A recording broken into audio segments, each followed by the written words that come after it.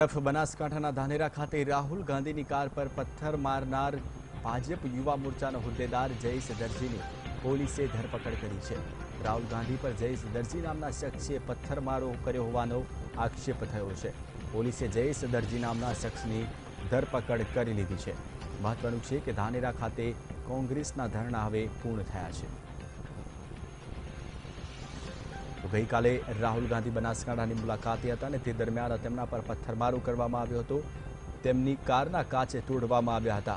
જો કે આરોપીની ધરપકડ ન થાય ત્યાં સુધી કોંગ્રેસના કાર્યકરો ધરણા પર બેઠા હતા। ધાનેરા પોલીસ સ્ટેશન આગળ ધરણા પર બેઠા હતા। જો કે પોલીસે જયેશ દરજી નામના શખ્સની ધરપકડ કરી છે અને ત્યારબાદ કોંગ્રેસના ધરણા સમેટાયા છે।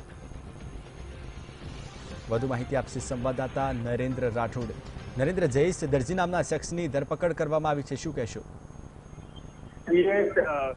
જે રાહુલ ગાંધીની ગાડી પર હુમલો કરનાર વ્યક્તિ જયેશ હોવાની બાબત ગતકાલે જણાવવામાં આવી હતી। આ જયેશ દરજી ભારતીય જનતા પાર્ટીના યુવા મોરચાના એક હોદ્દા પર સંકળાયેલા છે અને ત્યારે આ સિવાય અન્ય 4 નામ જે છે એ તમામ 4 નામો ગતકાલે કોંગ્રેસ દ્વારા પોલીસ ફરિયાદ જે અરજી કરવામાં આવી હતી એમાં આપવામાં આવ્યા હતા અને આમ છતાં પણ પોલીસ દ્વારા ફરિયાદ નોંધવામાં આવી ન હતી, કોઈની ધરપકડ કરવામાં ન આવી હતી અને એ જ બાબતને લઈને ગતકાલથી જ કોંગ્રેસી નેતાઓ ત્યાં પોલીસ સ્ટેશનની બહાર ધરણા કર્યા હતા।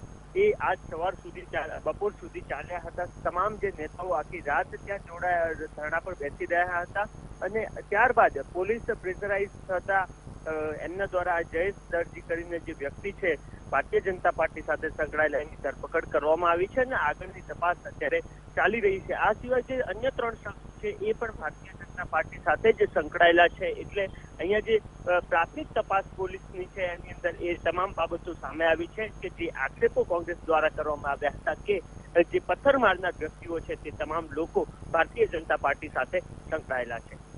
જી નરેન્દ્ર, માહિતી આપવા બદલ આપનો ખૂબ ખૂબ આભાર।